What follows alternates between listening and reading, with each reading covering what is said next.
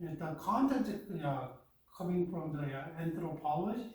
So I don't know whether you guys are interested in took a class before, but even though I'm from Korea and you guys from China and Japan and maybe you live in different country, but each country has their own culture, right? Even though I'm from Korea, but each part of Korea, each province have different cultural heritage, right? And culture is really, understanding culture is really important in missions because it's a way that it is a way to understand who they are, what they are thinking about life and uh, their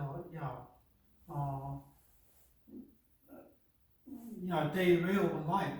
And so it's a really interesting class, but still a lot of things to think about, and a lot of cultural differences out there, and how can we kind of cross the cultural difference, and then we can talk to the gospel. So remember that God is kind of beyond the culture, supraculture, and then beyond the culture, and God used every culture and communicate with the gospel. So we can unpack one little by little, and then let's start off with definition of culture. What do you think the culture is? How can you define the culture?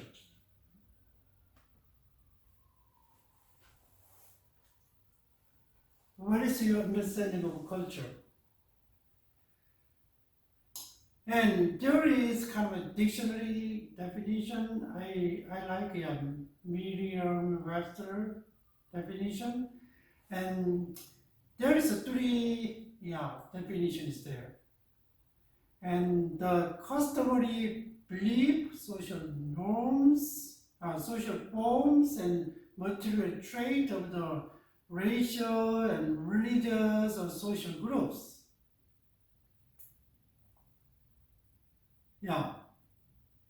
There's norms, and there's a customary belief and norms and material trait, any kind of trait, racial, religious, and social groups.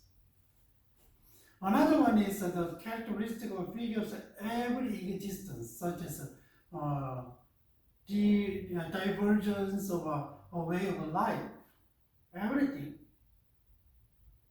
But some showed by the people in a place or time.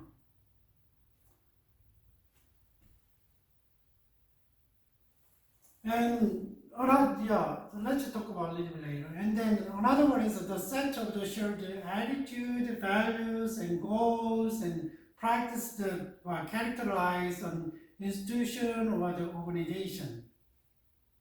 Right? That is another culture. So we use the organization culture. If you work for the company, what is the goal of a company? How achieve the goal of the goals of the company, and then how they do, how they interact, and how they make strategies, and there is kind of attitudes and organization culture, right? What they are cherishing in the process of achieving the goal, like this. Yes, that's why I said over the show the attitude, values, and goals, and practice. And what about the set of values and conventions or social practice associated with other particular field, activity, and social characteristic? And then really you can see that the definition is really comprehensive, but always they talking about the values and some norms and belief and practices something, right? That is the dictionary definitions. What do you think? There is a lot of the definition depends on how you define, but here I'm going to introduce kind of four people's definitions who can understand how anthropologists understand the cultures.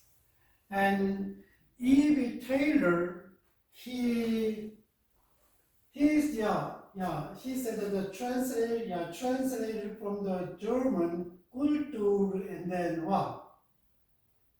The total non-biologically transmitted heritage of man. Non-biologically. That's a culture. Maybe this setting is a part of a culture nowadays, a classroom setting like this, because of pandemic. Maybe you sit on the Zoom in front of a computer and we talk, and there's nowadays a culture at school, for school and meetings, all kind of stuff, right?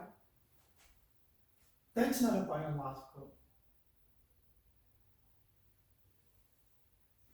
He defined the culture or civilization is the complex whole which includes knowledge, belief, art, law, morals, custom, and any other capabilities and habit acquired by man as a member of society. So any other, all things come very, very complex and comprehensive, right? So it's hard to say that, oh, this is a culture, this is a culture. But what about, just think about it, and okay, let's go with this one first. And then Kruber, and then Kluhorn, and then culture consists of pattern, explicit and inexplicit. Is it visible? Clearly visible, it's not visible, right? Consists of pattern, explicit or of behavior acquired, transmitted by the symbols, constituting the distinctive achievement of human groups, including their embodiment in artcraft. Artcraft, any kind of art and architecture and stuff, right? And the essential core of culture consists of a traditional idea, especially the attached values. And cultural system may be considered as a product of actions, and on the other is a conditioned element of further actions. Kind of complicated. What is a culture?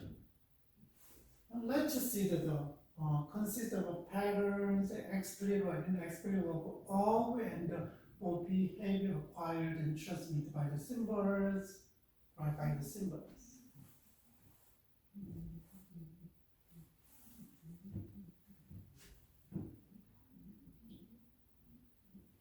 So we cannot eliminate anything we have. And what about this one? It's Charles Kraft, and he said that culture is a society complex integrated coping mechanism. So what is a complex, integrated, all put together coping mechanism consisting of a learned pattern, concept, or behavior? Learned pattern. And plus their underlying perspectives of worldview and the resulting artcraft and how you understand it. There is a superficial one, and then we cannot say that all the way inside like this, same, explicit and inexplicit, and then what's the underlying perspective, we cannot say. But resulting the artwork, the product. Just think about the materials, immaterials, but material thing, immaterial things, that's what consider products easy to see. That's when you go to your countries and lot of cultural stuff, right? Every different period of your countries, and then like Korea is sometimes influenced by Buddhism, and then there's a lot of art practice there, and temples, and right statues, and how they eat. See the kind of style of the temples. When you are influenced by the Christianity, and then you can see a lot of churches. You know when you travel to European countries and big cathedrals there, right? Sometimes when you are influenced by the Confucianism and the what, there is no temples, but the rules and the families, and then totally different kind of values, right? Everything is there. But what about Paul Hibbert? The integrated system of the learned idea, feeling, values, and the associated pattern of behavior. So pattern of behavior, right? And products, any kind of products, and shared by what? Shared by the group of people who organize and regulate what they think, feel, and do.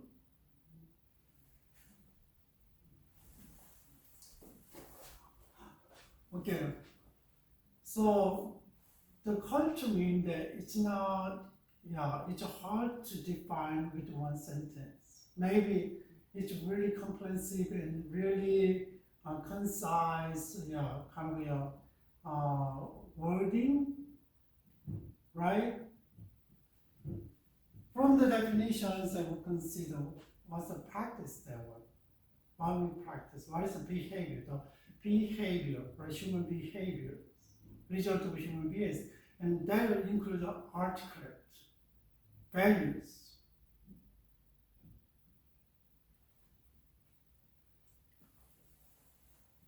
So everything, so we cannot say, I don't know, so we cannot say that one day something's popping up, is gone. We cannot say it's a culture.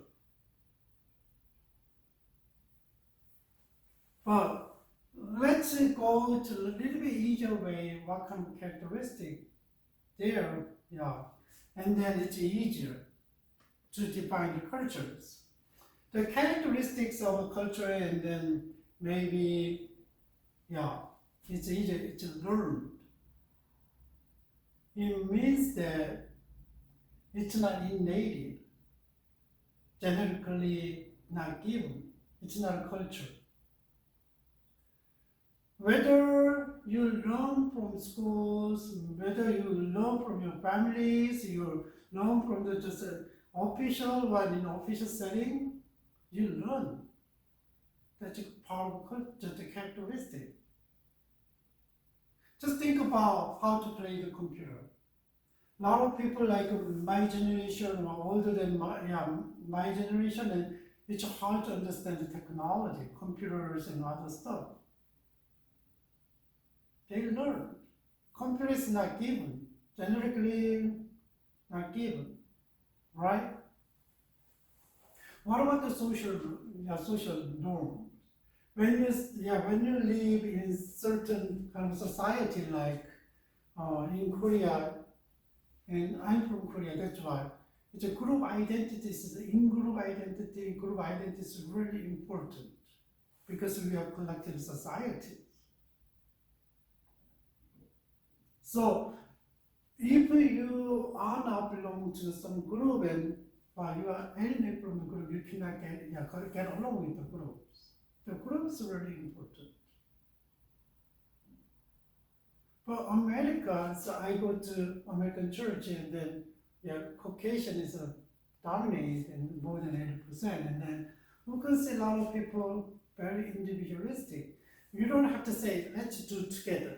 Not say, everybody has kind of willingness and you can do, and they get it together, maybe they work together, but they don't force.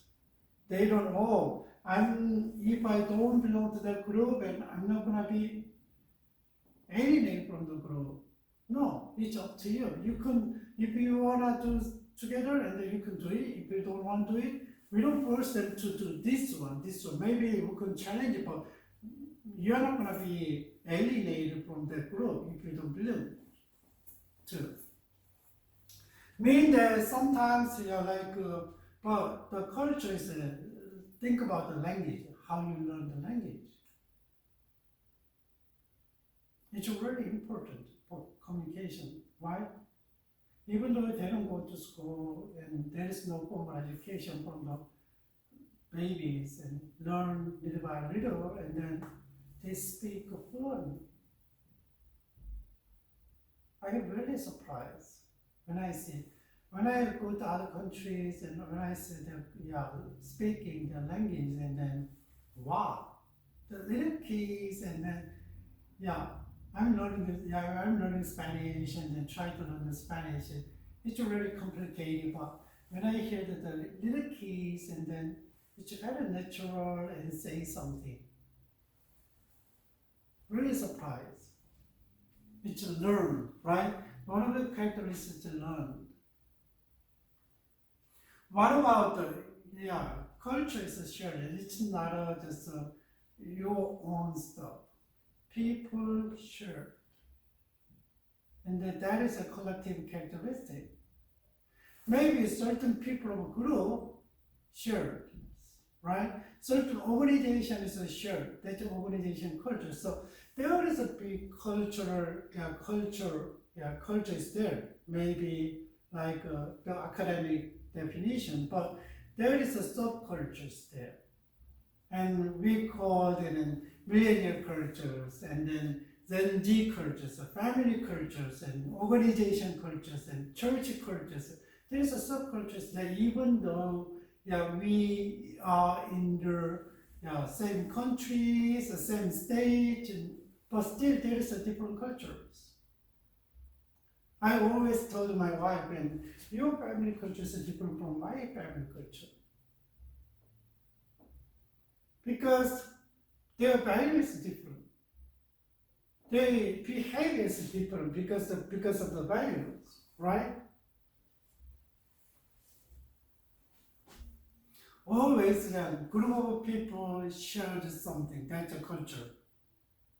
And whether it kind of shows some a product or not, and that's a culture. So just think about the trend, but we cannot see, right? Globalization, we cannot see, but something's happened, right? McDonald's are everywhere, like Coca-Cola is everywhere, like this. Shows kind of cultures. Social media too, Facebook and TikToks, and that's a part of culture of your young generations. I don't like a TikTok. I don't use a TikTok, and I don't use a Reddit, but certain people like that, but I don't like a kind of maybe I'm old generation, so there is a culture symbols, and sometimes it shows a spirit, but delivers a meaning, right? Not exactly, just think about the artifact. They deliver the beauties. They deliver their philosophy. They deliver the words of practicality for living.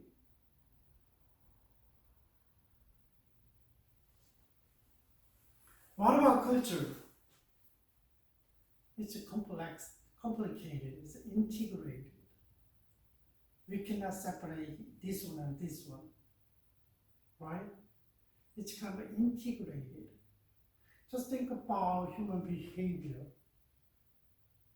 When you behave in certain way, you're not going to think about just one thing. Sometimes you got to think about yourself, you got to think about your family, you got to think about your churches, you got to think about your friends, your job, your life. A lot of things going together at a time, right? Just integrate. That's why creative peoples, and wow, this is really, really nowadays, and then how they make something, and then kind of make viral. It's TikTok is one of that one. But it's not there is no single idea. Always, give influence and got influence back, or got influenced by others. What about dynamic? Culture is not steady, moving and changing, right? And just look back about 20 years ago, it's a totally different society.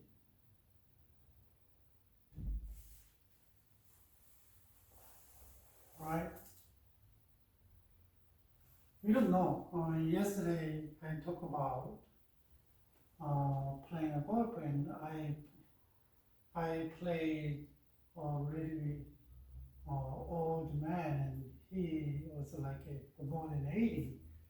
People I born, and he played the golf, and then even though he's more than 80, and he played good. Culture is changing. Sometimes this is valuable, but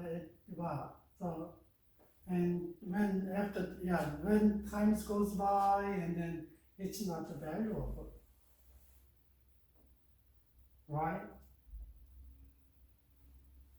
Just think about in cultures like it's not genetic, and learned, shared, and changing, and integrated, and delivering some meanings, and then all things put together in shows, right? Especially architecture, some norms,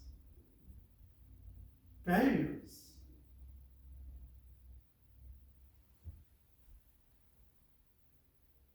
That is a culture. So you consider the superficial level of culture, and then deeper level of culture. So superficial level is about the outcome of your behavior. But deeper level of behavior is you cannot see. But influence you to how to behave, how to do, right?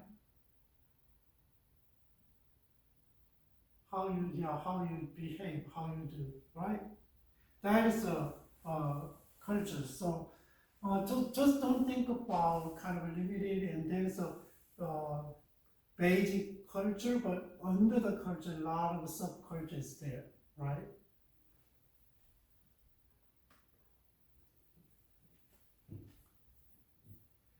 And already said that, and so there is in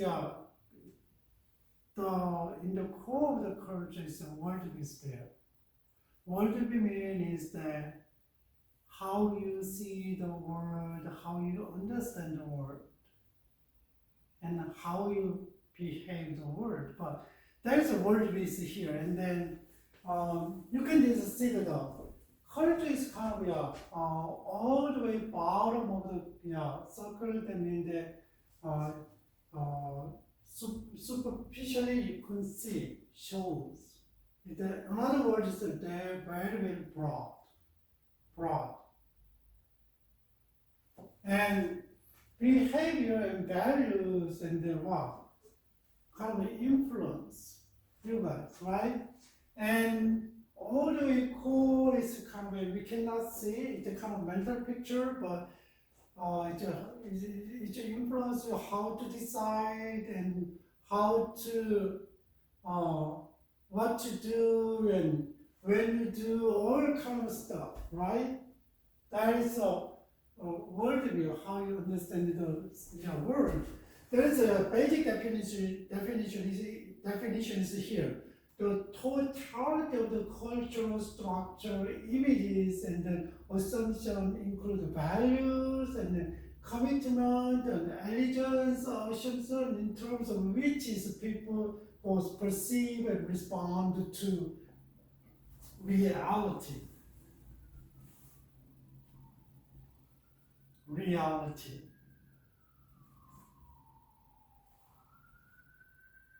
Can you see that?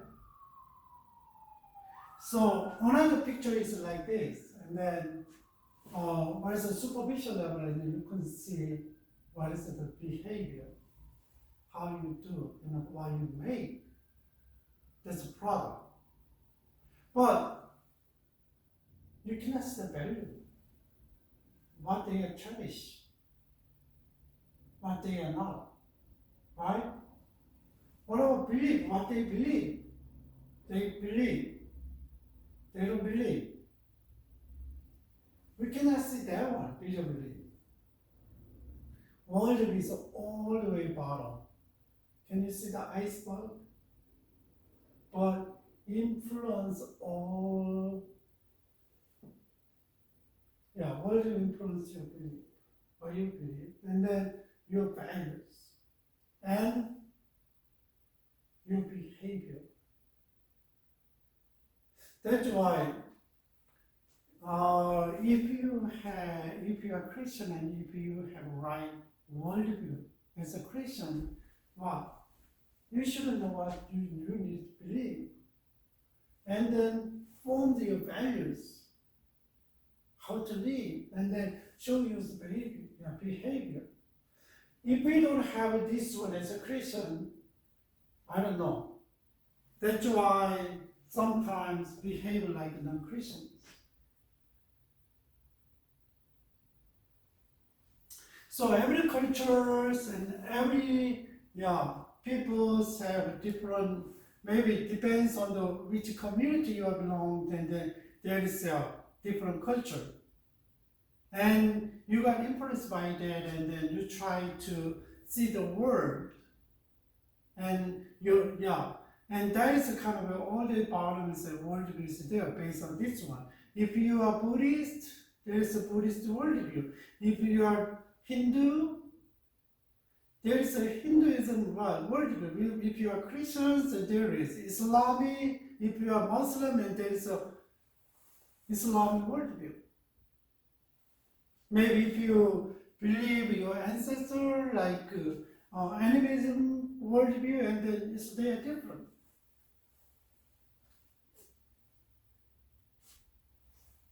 Just remember that, right? This is a pretty good explanations of what is the cultures are very, very broad, outside of very, very comprehensive, include behavior, value, and worldview, right?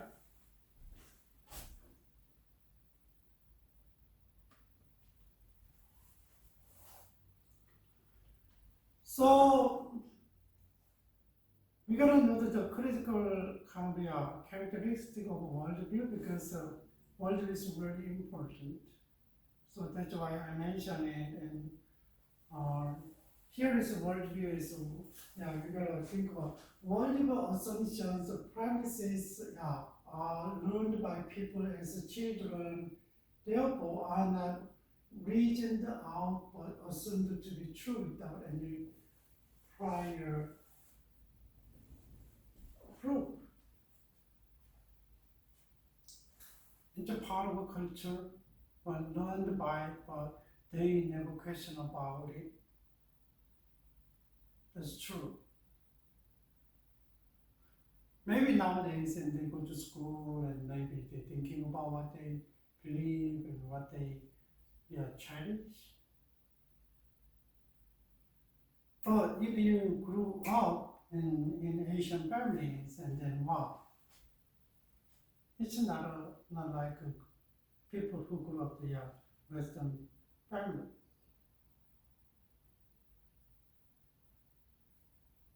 Right? Sometimes I know there is no individual differences, but still there is a cultural tendencies there. You can see.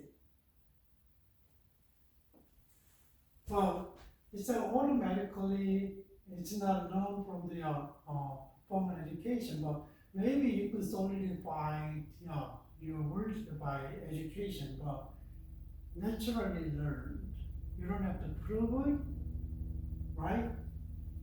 Worldview is an organized system consisting of several levels of types of assumption and relate to others but serve distinctive functions. We saw the right and different things.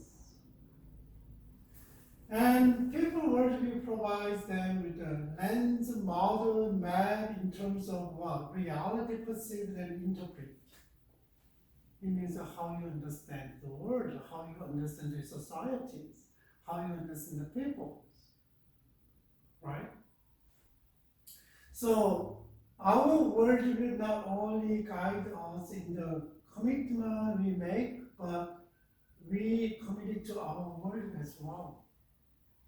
So as a lead us and people make a big commitment, like Muslims. That's why they do suicide a lot. That's a part of their worldview. They believe.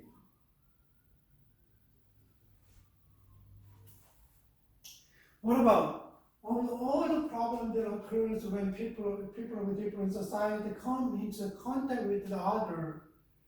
Those arising from difference in the worldview are the most difficult to deal with. So let's see in another word, and then you never heard about Christianity. And once you heard of the Christianity and gospel, and then you challenge. What happened? There's a conflict, right? There's a conflict. Even though you believe and there's a conflict. That's why if you go to Islam countries and then they don't allow the other religion, right? Willing to brothers, sisters, and killing their brothers and sisters. Parents are willing to kill their children. Not everybody, but that's the majority, that's the culture that they have. That's why they are run away from home.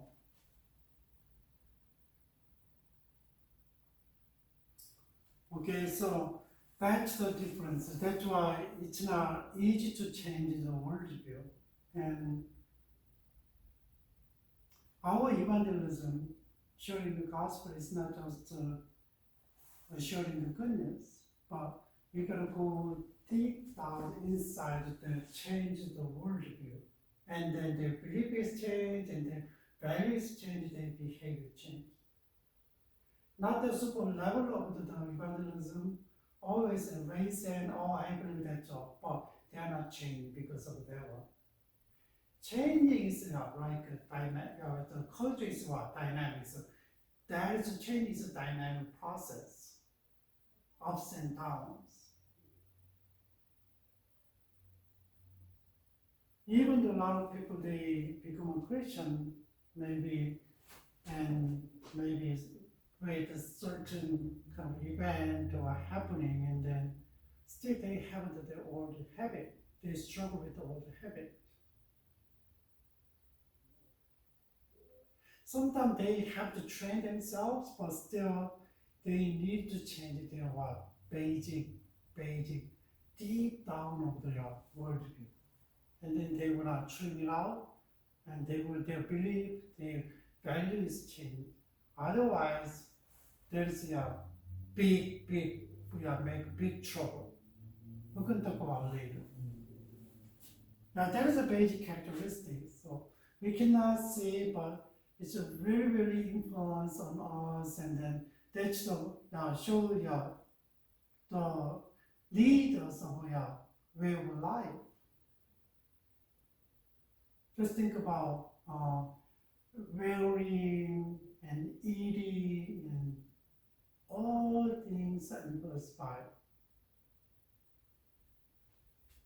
your worldview. Your worldview. There is a basic kind of a comparison of the worldview. It's like there is a Christian worldview and then evolution worldview, naturalism. And just think about how they see the world. And here is an example in God. There is a God who is personal, is eternal, exists outside of time, beyond the time. That's God. It's an absolute being, almighty, right? Self-existing. But evolution perspective, worldview, there is no God. Nature is all there is. Can you see the word? That's all. They don't think about how this nature is going on and how come there is a kind of there. You gotta question about it. What about the universe? Christian worldview is created by God. We can say Genesis. What about the evolution? Non-atheist. Appeared from nothing through a quantum fluctuation.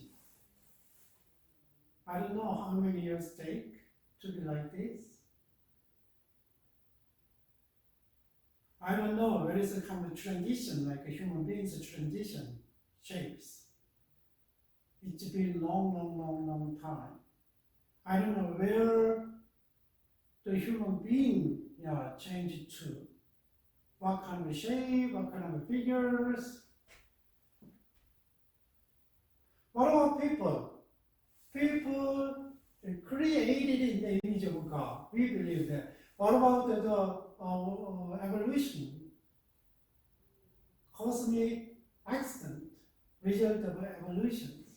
Like amoeba is developed in natural setting and more complex and become a human being. I don't know. Spiritual world, it's real. Satan is the leader of the fallen angels. That's a Christian worldview. What about the religion? It's made up by man to control the people. What about who is in control? Christians are God, but evolution isn't there because there is no God and man controls everything. Really. Can you control the seasons? Can you control? Maybe we can control a lot of things like,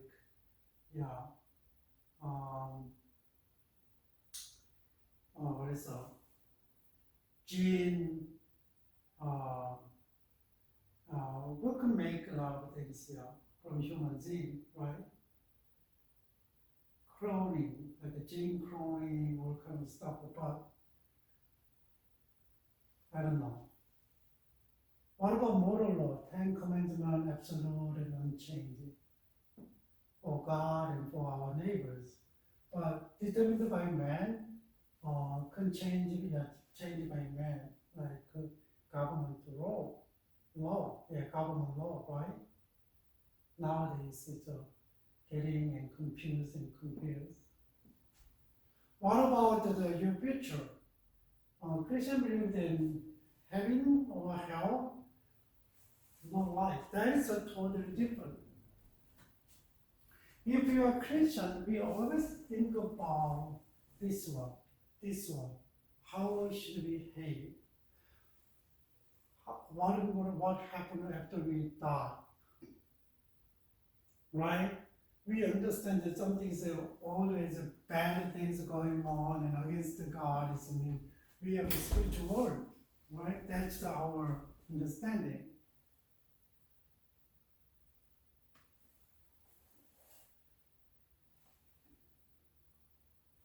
What about, here is the basic understanding. Maybe you guys are familiar with, and then the cross-cultural implication, Western and non-Western.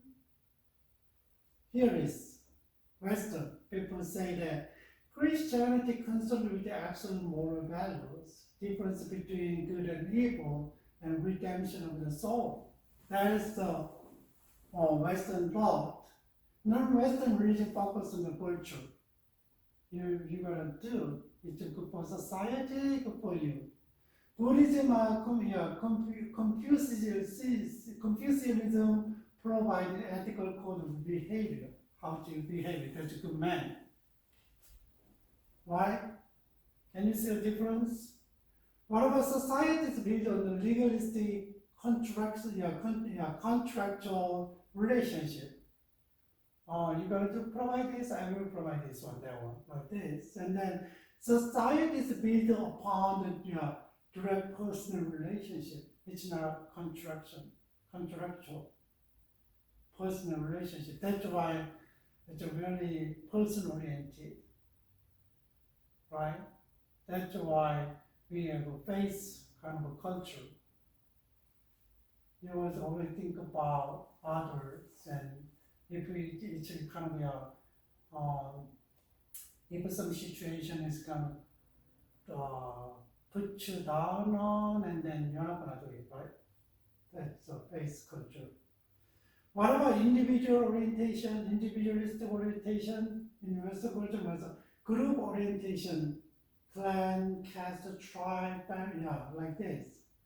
Behavior controlled by the rules, punishment, and reward. That's the Western. What about behavior controlled by the group adoption? If you are in group and you are part of the group, departure from the group norms that are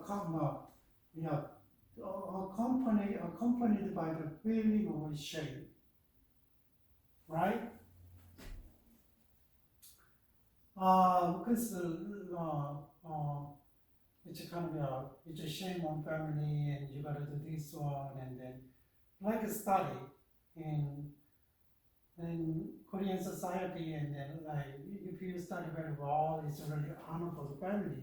But sometimes it's a really way to be successful. But if you do something bad, and then that's really shameful for family and parents. That's why we gotta always restrained by kind of values, right? Shame and honor. But that one is kind of legal and punishment, guilty and reward, right? What about attribution? Attribution group are important. Family, class, and occupation is really important. Friend group are important. Village, and it's a really nuclear. This one is it's a bigger, right? And region and nation is more it's another. It's a group oriented. And what about the weak hierarchical structure? But there is, but still weak, right? But strong hierarchical structure, non-Western cultures. And then important value are the freedom and personal conscience. But nowadays, getting personal conscience is dull. And whenever I drive on freeway, I really doubt how many people are. How many percent of the cars driving by, alone, without company? The carpool lane is supposed to be for two more people, but now I can see a lot of car driving, so only drivers there, right? Getting, personal conscience is kind of, getting, dull. What about the non-Western? Important value are the security and obedience. Think about security and obedience, and freedom and personal conscience. That's why it's really, really hard. If you go to the other countries and there is no personal conscience, and then they don't follow their own, but they follow the security, and sometimes lying is depends on society. That's why it's different. And Need for self-assertion is really assertive and demanding and speak out like this. And need for coordination, not that one. So think about whole groups and families and how we can work together like this, coordinations. And look at this, contractual relationship based on the right and duty. But personal relationship based on the mutual obligations and mutual dependence. Right? That one is what? The relationship is basically contractual and based on the right. So we always think about right. Where's my right? Fight for your right, like this. And personal relation based on the mutual obligation and mutual dependence. It's a very mutuality there. There's a basic kind of comparison about think about how based on the world and how Western culture and non-Western culture is different. So shape these kind of behaviors and values and then belief by worldview, right?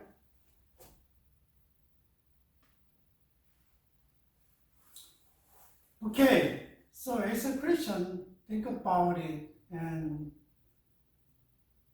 there's a culture is there, and sometimes we think, oh, this is not a biblical culture, and how can we change the culture?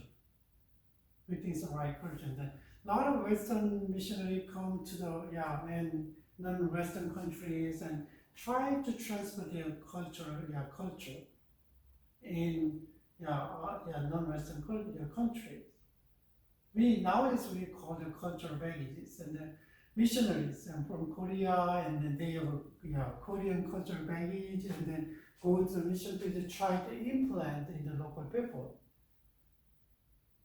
Western missionaries, they did it too, because they believe and their culture is this one, and they think that's right, and then they bring their own cultural baggage to the other countries, and then transfer their cultures. I don't know whether you guys watched the video clips, and it was really funny though. And I watched long time ago, missionary went to Western missionary went to Africa, one of Africa countries, and then just think about, they have drums, but they don't have organs. The missionary brought the organs and plays, but think about the beat is book, right? The drum. It's not a keyboard and then not a metronome. And around 50 to 100 people gathered like churches, and then pastor was the leader of the worship is a missionary, and I think the missionary wife playing the keyboard, the organ, and then they sing a song, hymn. Do you know the Western music is pitches there all the time, right? Pitches there. C, D, E, F, G, like this. But just think about African people, they don't have a pitch in Western scale. Around here, 50 people sitting together and sing a song, and it's like 50 people, everybody has their own voice. How funny, huh? How funny. Totally different cultures. How can you change the culture?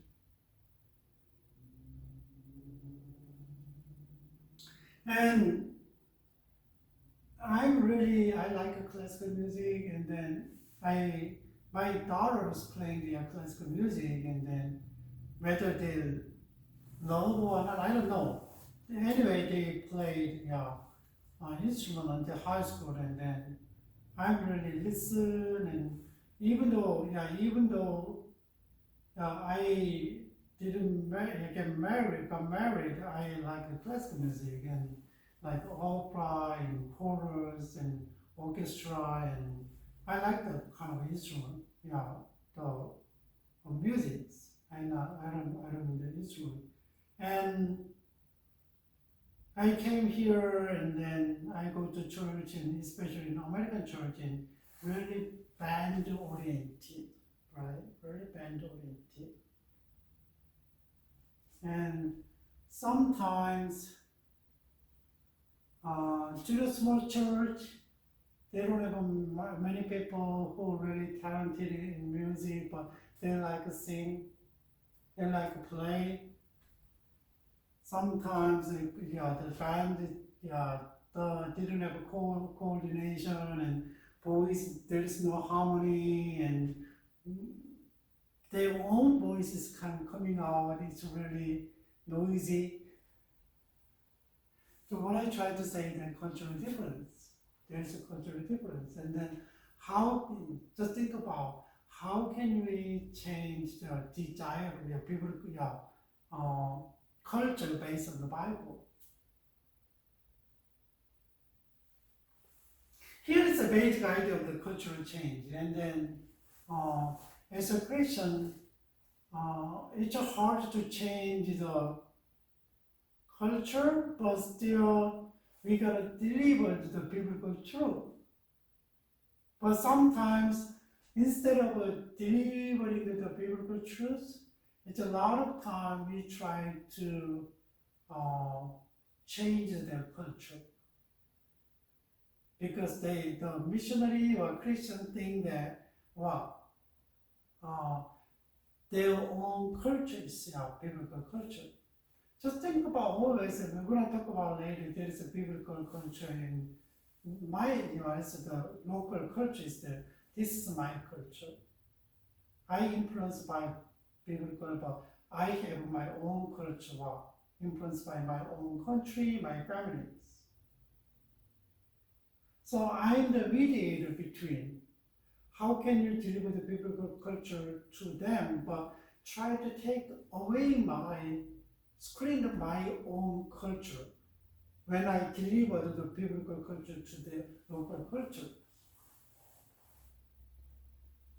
Okay, let's talk about the cultural changes. And cultural changes are terms used in public policy making that emphasize the influence on cultural capital on individual community behavior. So, okay, this is that one, and I read about the book, and then when I study about the diffusion theory in cultural change, and then conceptive, how can you use a conceptive in Catholic kind of communities in one of the countries.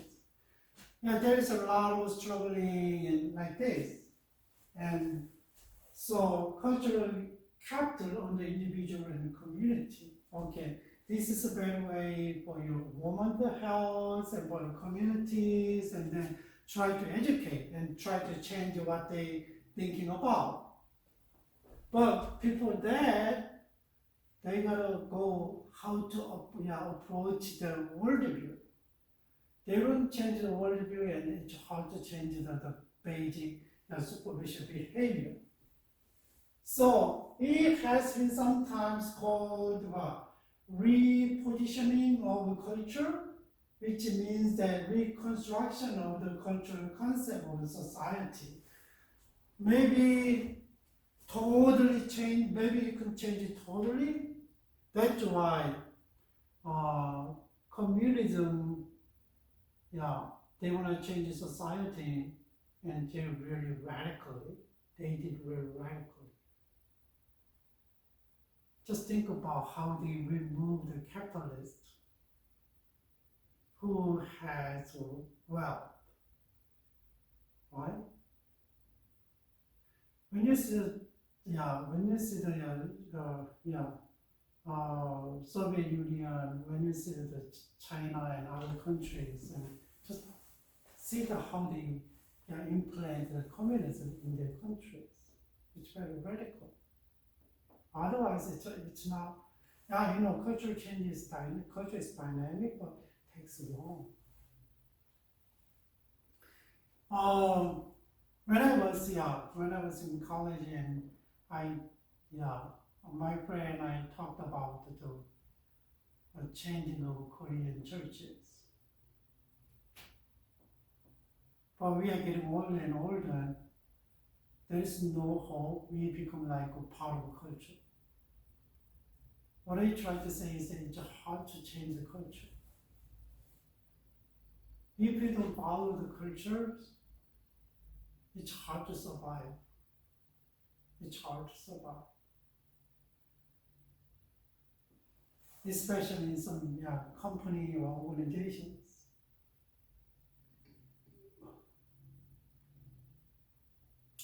Yeah, here is a basic kind of diagram that I got, and just think about the cultural capital that you have, values, and just here is a key, cultural capital, right? And then attribution and values and inspiration. There is families and friends and sometimes anniversaries there.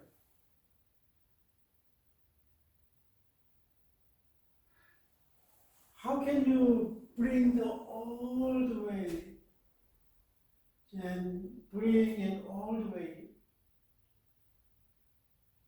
change the people's behavior?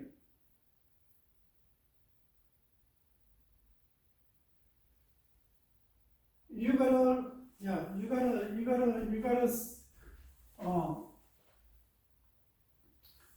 and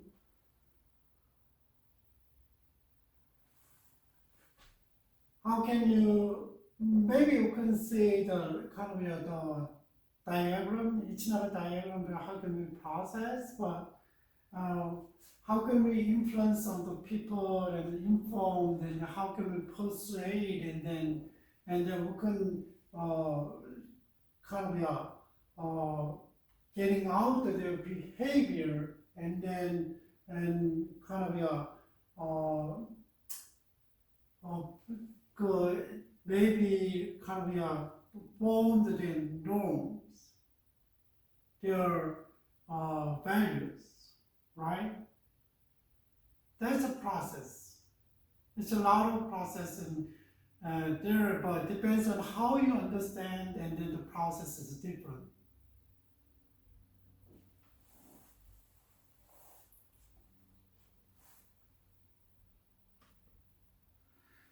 I'm gonna introduce four theories of the cultural changes.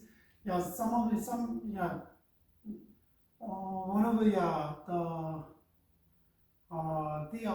Calvary theologians and missionary and theologians, and it's around 26 something ways to change cultures, but this one is kind of based on the sociology, and then see how understand the cultural changes. That first of all is kind of classical cultural evolution and early cultural changes. And this one is there's a cultural evolution. That it is an evolution theory of the social changes. Basically, what's evolutions? Who is a survivor?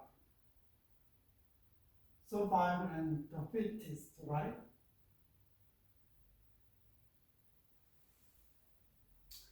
It follows from the definition of culture as information capable of affecting individuals' behavior that they acquire from the other members of their species through teaching, imitation, and other forms of social transmissions.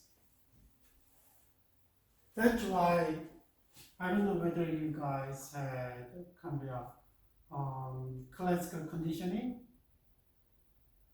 Pavlovich, they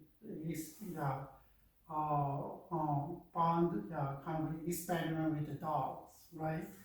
There is a conditioning and then response, the desire response and the training.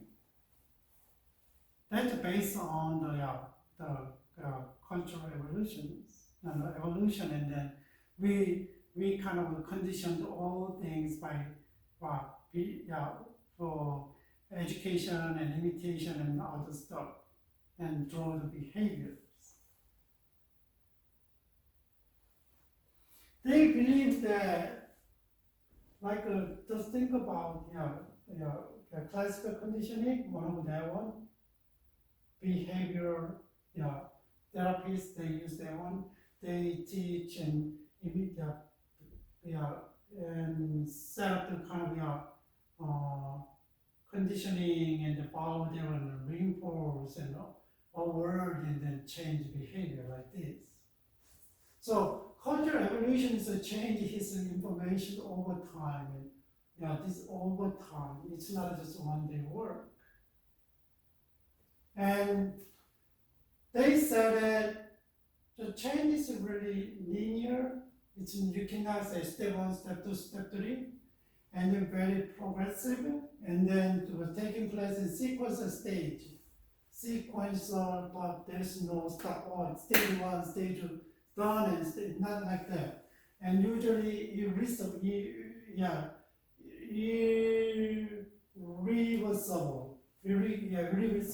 irreversible, and you cannot change it back. That's the evolution is. So one of the examples is that culture change like that. Just in the beginning, primitive, really savagery, and really nothing there, and then they become like a barbarian stage, a little bit better than, and change that way, and then change it to complex civilizations. They understand that's the cultural evolutions, the early theories. So diffusion theories are a little bit different. Diffusion theory is defined as the borrowing by one society of the cultural trait belong to another society as a result of the contract between the two societies. Okay. Can you understand that one? This is a desirable this society. Can I implement this behavior in our society? There's a contract relationship is there, and then what? And try to implement like this. And I already said in concept, contraceptive, right? And already a lot of Western countries are using that one for women's health, to control their birth. But if you go, that is really good for the Westerners. But if you go to Catholic countries, and no, they don't want to do it. But in certain countries, and they accept it, and it's hard because they are really, especially they are not living in the city, but they are really living in the rural and remote area. They still believe what they heard while they growing, part of culture, right? And their world is set. So even though the theory is kind of simple, but a lot of different variations out there. A lot of different many variations out there, but there is a common a principle that they have, right? The society and social group that borrows elements from another, all to adapt to those elements to fit in within their own culture, like contraceptive, right? That kind of culture is adopted and then try to fit in their culture. That's the diffusion theory's principle. And typically, the only element of the foreign culture that fit into their already existing belief system of the host culture that will be borrowed, right? Kind of borrowed. What about those cultural elements that do not fit within the hosting culture existing belief system will be related by the members of the social groups? Yes, that's true. That's why I try to implement the uh, uh, program, which in fact still a lot of things, right? That's the basic, principles, Uh, there is a diffusion of innovations defined the spread of the certain ideas, customs, and practice from one culture to another. It's the same, right? Basic principle. So 1962, and there was sociologist, communication theorist, Everett Rogers wrote a book titled Diffusion of the Innovation. Yeah, I have the book. And then, which laid the theoretical groundwork for the study of his process. Here is some, his suggestion the process, how innovation, idea, concept, practice of technologies diffuse through one from the society. The idea they borrow into their society, right? And then there's maybe innovation itself and channel through the which one is communicated, how long the group question is exposed to innovation, and then the characteristic of the social group. So that one is you're gonna concerned about when you do implant, right? There's a key variable though. You gotta think before you start the program. And then he suggested some process, diffusion process, and then you gotta aware to the knowledge. Also, and give them knowledge and understandable knowledge, and then implant knowledge, and then also the pursue your persuasions. You gotta pursue people's heart. Yeah, it's kind of interest in the innovation rise and person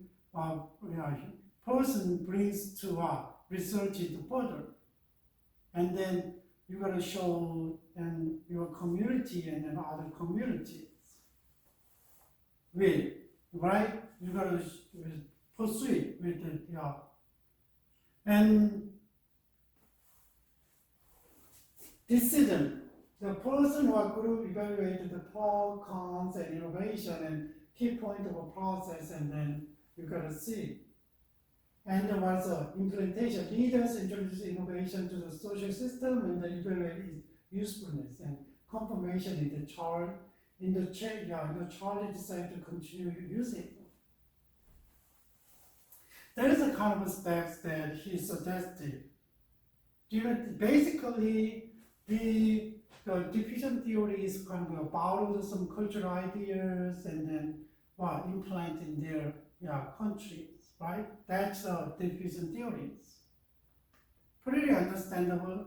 What about functionalism? Functionalism is that is a kind of identifies whole the society has systems and rules, and then their own functions.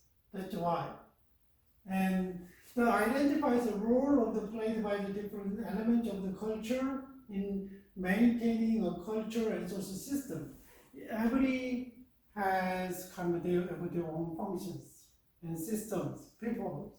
So with the functional changes internally, actually, externally, and then all aspects of society undergo some form of transformation. That's why you gotta change the functions, right? What about typewriter? Before there was computers, you gotta use the typewriters. My wife said that she write the paper with the typewriter. My kids don't know the typewriter. But the typewriter function is gone, and computers kind of cover the typewriter functions.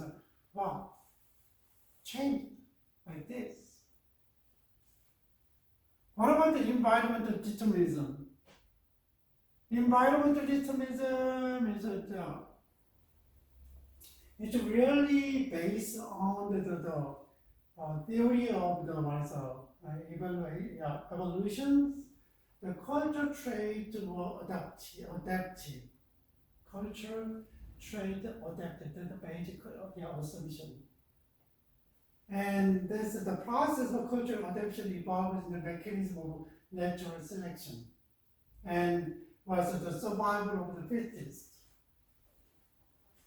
That's why culture changes. Some of them, this makes sense, but some of them, not everything in the way, right? Like a bees word maybe do, but what about nowadays? And then when you apply the cultural changes, so maybe that's why. And so one of the, this is one of the theory, but sometimes it makes sense, but sometimes it doesn't. There is always a pro and cons, and the theory cannot explain everything. And one of the examples is about the industrialization, and then, it's hard to live in the rural area and then countryside, and people are moving to better life.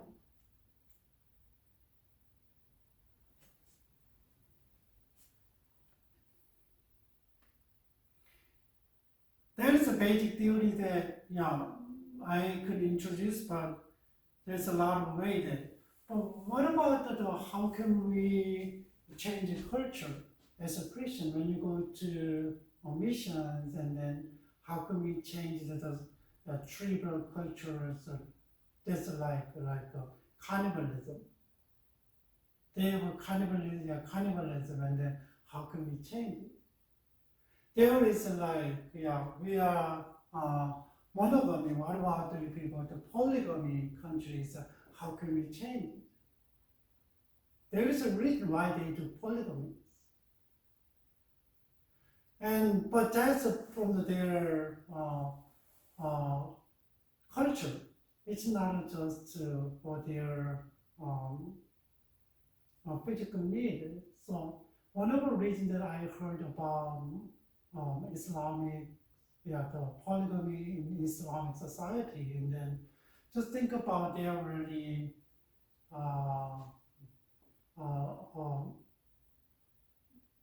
engaged in a lot of wars, and when they have a really natural disaster like famine, and then a lot of happening, and then a lot of widows out there, and then there's a social issue. Who can take care of them? That's why they allow the kind of polygamies, and then that's one of the reasons, not all the time, and makes sense to save the society and save the women, and then but nowadays kind of people are kind of crooked, and they took advantage of the original meaning, and then just think about 7 years seniors and married with like 10 years old and 15 years old, and then it's a lot happening. It's kind of sick, right? And how can we change the kind of cultures? What if people already Muslim who had 3 wives, and if you become a Christian, can you say that, okay, divorce with this wife and you just choose one wife?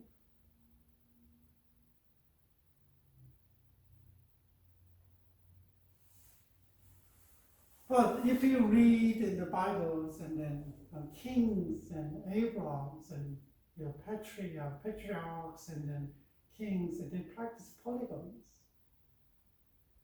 Whether, regardless of the reason. That's why it's hard. It's hard. That's why we need to know the Bible, basic principle, but when you bring this idea to the society, how can we knowledgeable in the society? How can we persuade?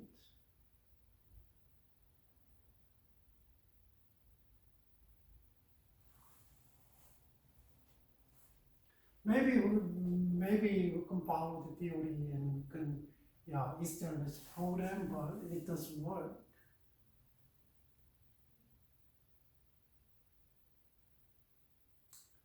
Just think about, I know it's kind of if I say in the way like this, the work of the Holy Spirit, the power of the Word of God is there. If the power of the God's Word doesn't work inside of the believers in other cultures, if the work of the Holy Spirit doesn't work inside of the other believers in other cultures, it's hard to change the culture. Right? So go back to what? Change the worldview. If they don't change the worldview, they want to be a superficial Christian, nominal Christian. They don't believe, actually they don't believe.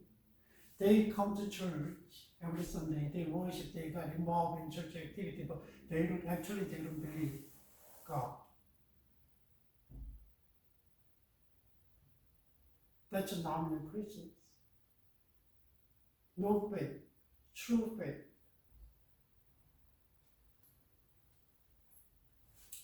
Think about it, it's really a lot of things we gotta think, have, and then what about the communications? When we go to other country and language is different and culture is different, people are different, how can we communicate? Maybe Korean goes to China, Korean goes to China, maybe it's easy because we have a lot of common. People go to Japan and I know culture is different, but we have a lot of similar characters in languages. Pronunciation is different. How can we communicate with others for the gospel?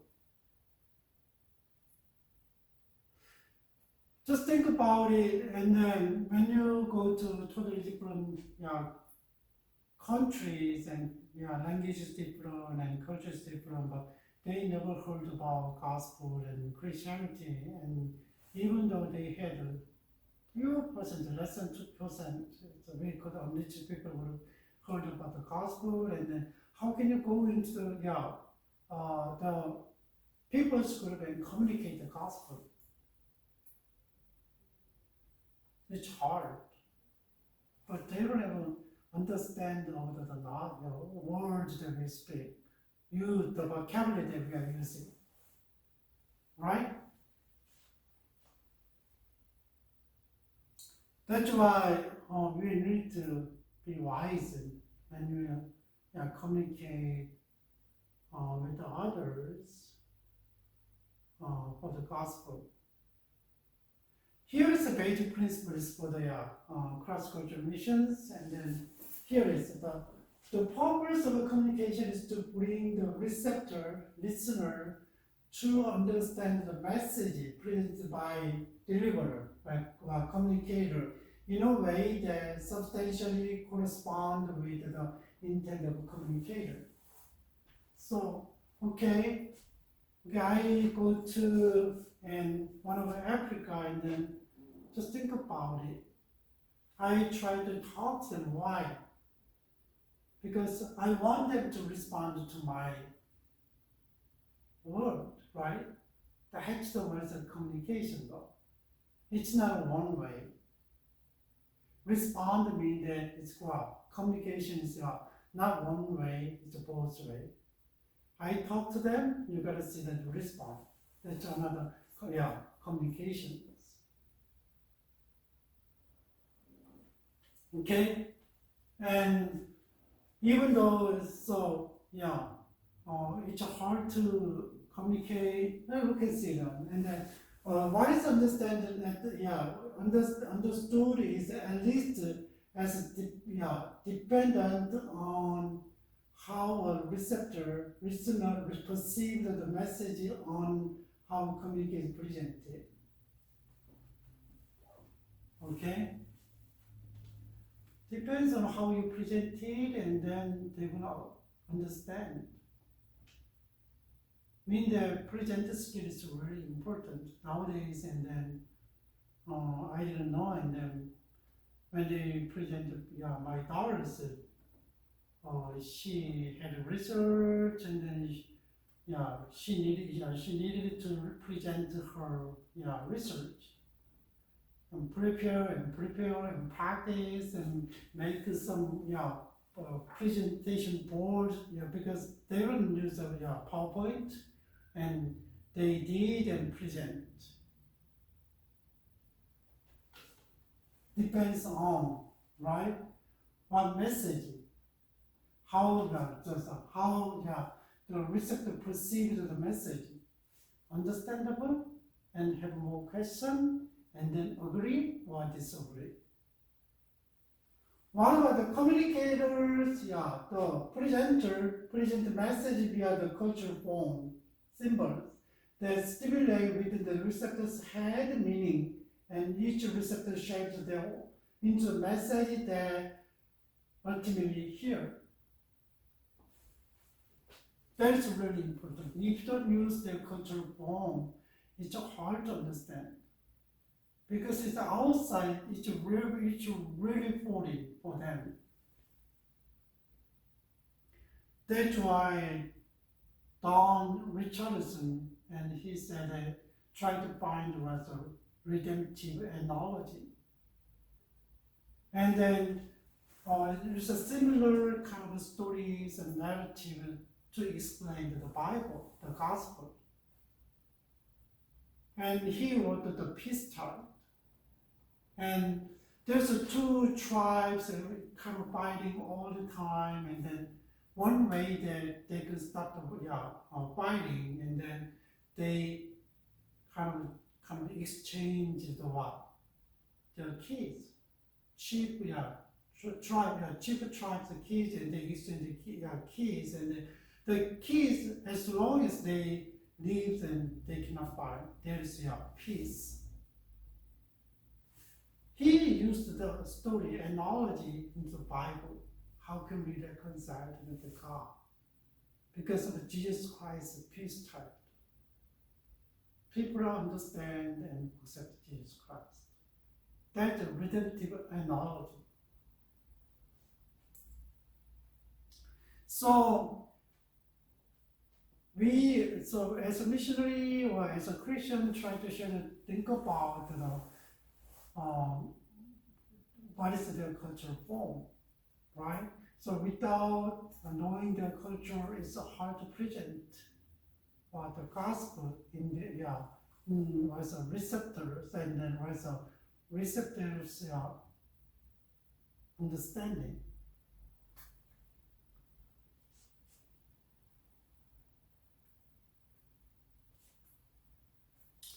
Another one is that it's similar to the one, that is a really important one.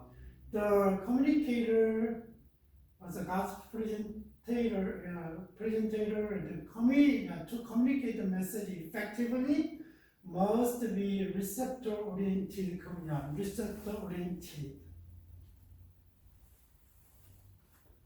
Sometimes you just ignore who they are, how they grow. It's hard to communicate.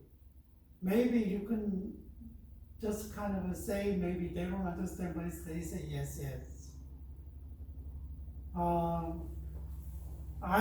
really kind of had experience in educating the cross-cultural setting context, and then I failed. I learned later. I went to Mexico and then tried to explain, kind of raise the teacher for the Sunday school. They grown up in Catholic church background. They don't know the church. They never been in the Sunday schools. They don't observe what they did. They are blank. But I tried to teach them with a well-established program from Korea. later I found out that I understand, oh, they never had this one. They never had this one. What can I expect them? Just think about, we gotta communicate with their cultural forms, and then we gotta think that their education level, what's their experience, their religious experience, right? We gotta understand them, and otherwise, they cannot understand. Just think about, my friend told me that, and he said that he was a missionary for Muslim Islamic countries, and then Muslims, and then he said that, and was the Muslims, when Muslims listen to the Gospels of Jesus Christ 9 times, and they understand. Right? Sometimes they don't understand what it means, and listen and over and think about and incubate it, and then develop the idea and then understand. So yeah, remember the cultural form and receptive oriented, right? Receptive oriented communications. So that's why understanding culture is really, really important, and understanding their language is really, really important.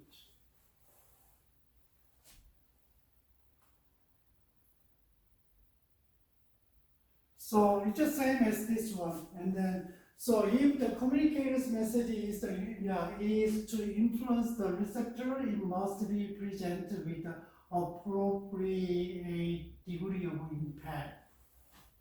Appropriate degree of impact.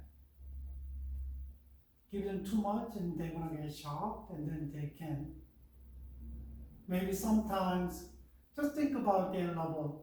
It's an introductory level, a little bit more and more and more like this.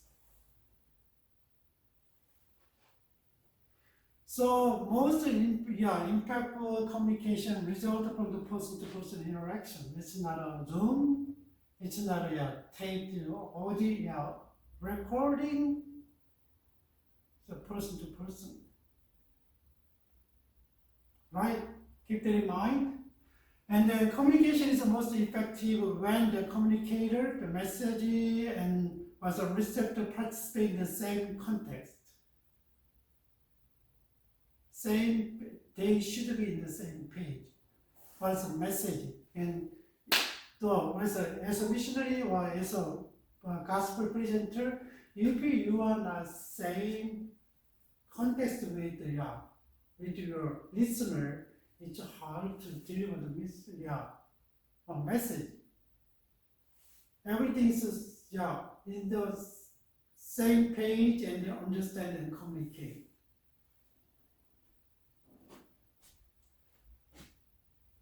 So there's the same context setting and the frame of reference. That's why receptive, receptor oriented, and you gotta know them well. Even though we can present the gospel, but in the level that they can understand, don't use the language that you have really used at church. If they never at church, and they're not going to understand. If they never heard about wording like grace, and wording about a lot of church language, and then they're not going to understand it. Right? So you gotta choose the right word, vocabulary. And communication is the most effective when the communicator has earned credibility as a respectable human being within the chosen frame of reference. Okay, your life is matter when you try to present the gospel. If you get the respect and if you get the credibility from them, and they want to listen to you, otherwise not. So one of the failures for Christians nowadays, they are losing the ground from the people who don't know, who don't believe Jesus Christ, because they don't show the integrity, they don't show the morals, ethics.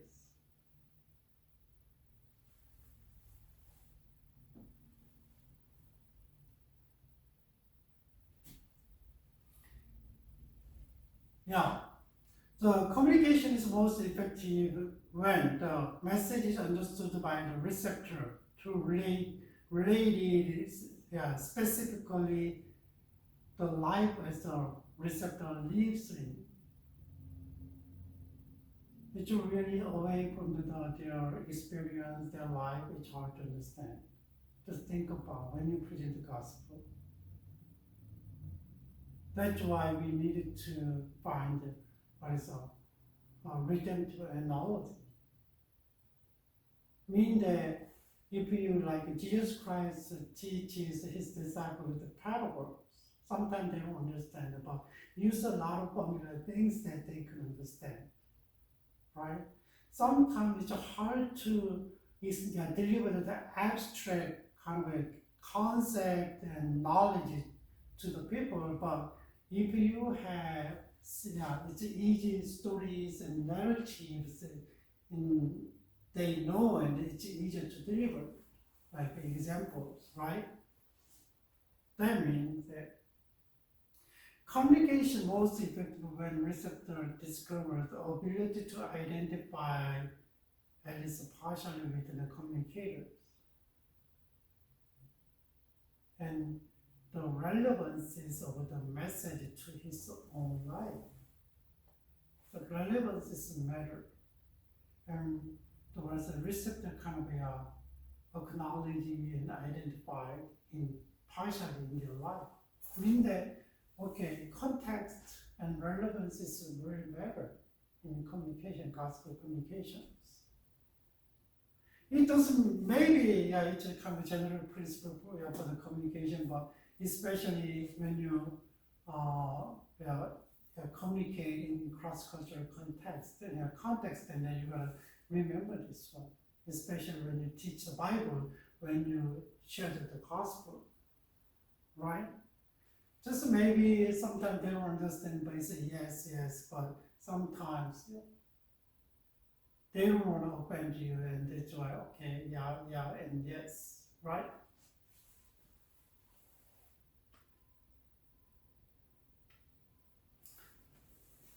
So that's again in that is I want to remember that one. People had kind of experiences. Why?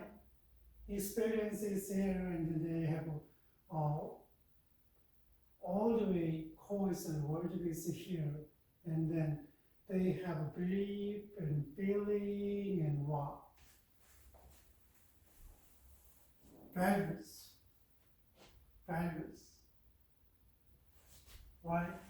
How they feel, and then they behave, and problems coming out.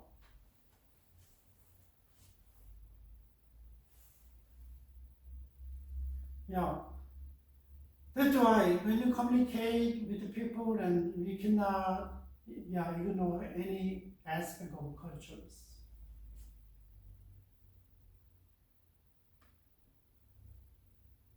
So, context is really matter. What is the context, right? When you communicate, and context is really matter. What context are they in, right? So when you try to understand understand the receptor, like who listeners, and then we gotta understand the context, life, and think about the religious or theological, their heritage, their Muslim background, or Hindu background and totally different worldview is there, and then what? And what about? And when you talk to others and then really who are influenced by liberal theology or conservative theology and fundamental theologies,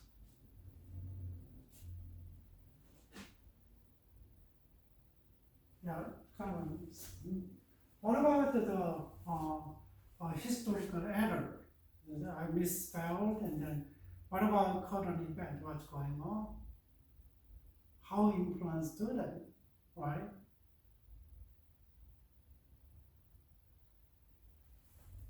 Really, context is really important. What about the social, economic, and education groups? What about social group they are? What about economics? What about education levels? What about ages? Matter. Teen, young adult, adult. What about gender? Sex, male or female? Nowadays, gender means there's kind of different, use, and nowadays not the sex. Nowadays, they talk about gender is kind of pronouns, a lot of different ways. They, she, he, like this. What about the personal circumstances? So whole thing is done when you understand the people, it's a better communicate, and you gotta know their context, right? So for the better communication, and then Bible, the Bible, it's mistyped. The Bible should be seek to read and text to the way it was meant to be read. Just think about when you want to understand the Bible, and you gotta know the biblical context, the cultural context and historical context. The same thing. Bible should be read in the way. And then how can you deliver this Bible to people who has different context,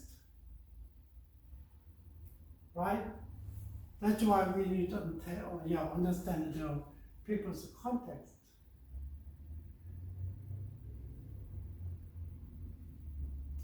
That is mean contextualization, and then it's really important. We already learned the term, and you gotta understand their culture, and then how can we deliver the Bible or gospel in their cultural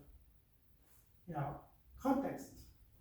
That's a understanding and contextualization. So this one goes to and then adopting their cultural setting, and then understand and practice. So syncretism is different. There's a biblical messages here, and then they when you deliver the biblical message, and then even maybe they can solve in their cultural setting and changing people's mind, and that's the because the right communication based on the contextualization. But if there is no enough understanding and communication, and then there is a syncretism, they may totally different things mixed with biblical truths and their cultural stuff, right? That's why so contextualization is really important, because we try to deliver the message based on their context, based on it means that it's easy to understand, it's easy to practice in their cultural setting. That's a contextualization. That's why for that one we need to understand the people's context.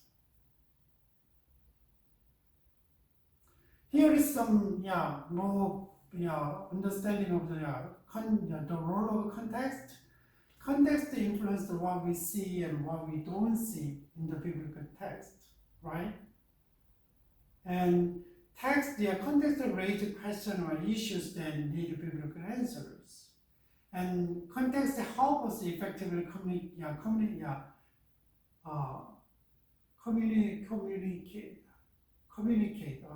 biblical message. Yeah, there's a lot of misspelling, sorry. Communicate. That's why context is really important. And here is kind of critical contextualization, and because we gotta know the biblical truth, and we gotta know the listener's context, and how can we deliver the message, right? That's our job. There's here is critical contextualization, and then here is the Paul Hibbert in Charles Kraft. I got the book from here, and then I take it, and here is the encounter with the scripture. Why? Just the encounter with the culture and context. People who receive it, who is that's the original. I told you the critical contextualization is you are in the between them, right? So here is, and then biblical truth. How can you articulate, obey, and worship? And deliver to them. And then they have a question like, and issues, where is the gospel not yet touched our context? How do I communicate the truth in context? Like people have those kind of questions and issues, maybe you could think first, right? And then critical contextualization, and then you gotta study Bible more. And then just think about how can we deliver in this setting. And then you can study Bible, and you can study the culture and study too. And then try to get the relevancy question, and provide questions to put together, and then draw the right shape the rethinking and renowned expressions and the worship symbols, and just try to get the right delivery in their listeners. It's not just to kind of modify and just do it, not like this. And there's always, you gotta know the biblical truth very well. Biblical truth. You gotta know the context of the peoples. You cannot transfer exactly about 2,000 words, 4,000 words word beyond what God can do it. You cannot do it. It's not a superculture for you. We are always bound with the cultures. But God is not bound with the cultures. Okay? So you gotta study, and find the way and shape the biblical truth in their understanding. And let them use and worship, right? And reshaping how can they can practice in their cultural setting. That's a critical contextualization. It's not just a change of the form, right? Reshape.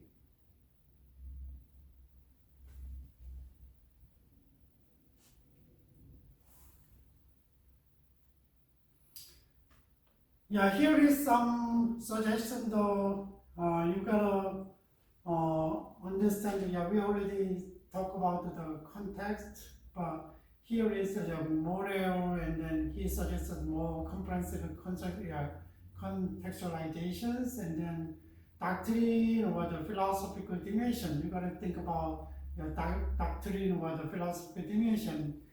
Every culture has the basic and logical questions should be asked.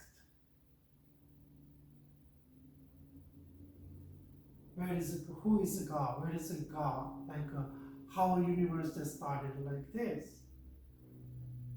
There is an ethical and legal dimension there. What rules, laws, guidelines regulated the people's behavior in a culture. You gotta think about it. The myth or narrative dimensions, because the myth and narrative and what reflect the core worldview.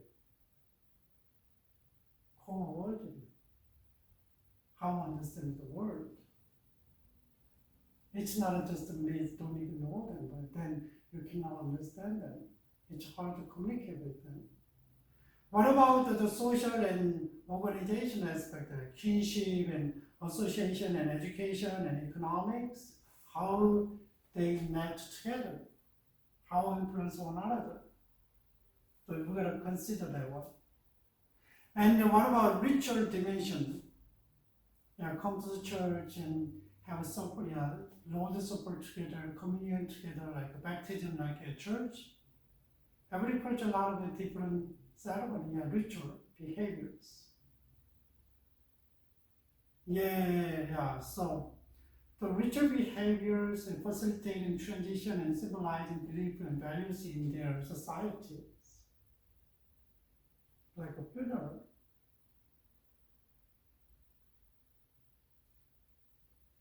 What about the experiential dimension?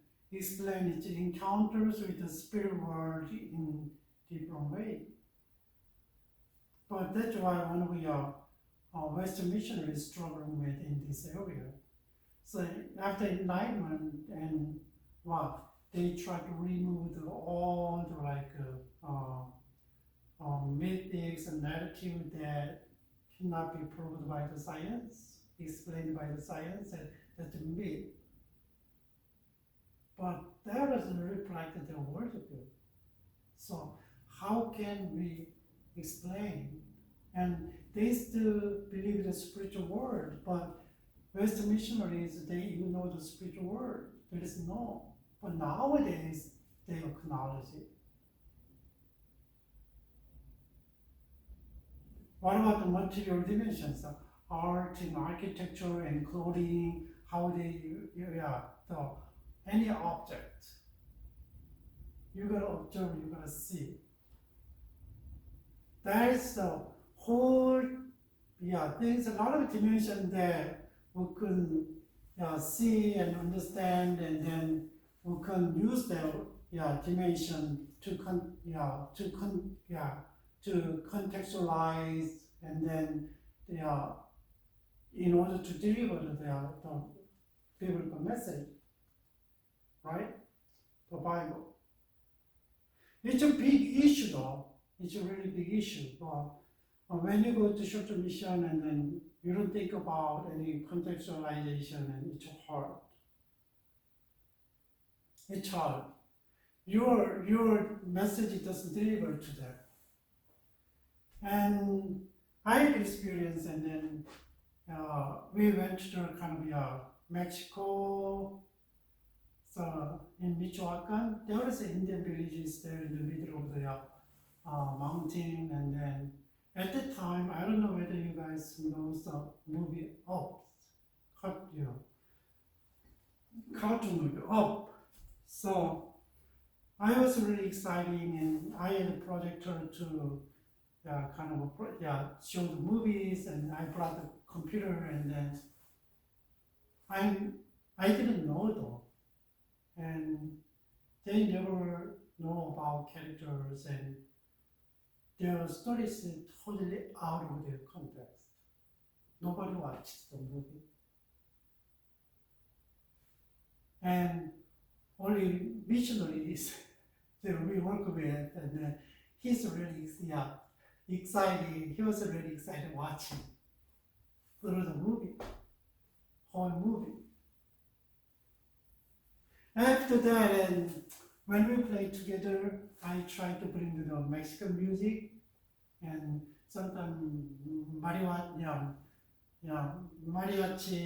and then folk dance, and then they heard a lot of things from the childhood, and then I bring the music, and it's kind of playing together is much easier. Much easier. Yeah. Anyway, so understanding and the culture is really important.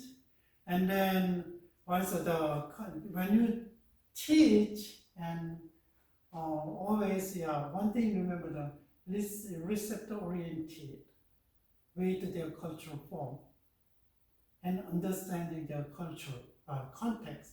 All right, that is your cultural aspect of.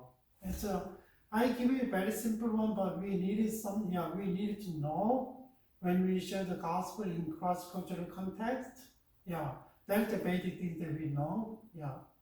So this is basic things about if you go to seminary school and study missiology and contextualization is a whole semester class, right? Communication is a whole semester class, but I touched a little bit essential things. So maybe if you are interested, and then I think there's a lot of questions about that one, today's topics, but yeah.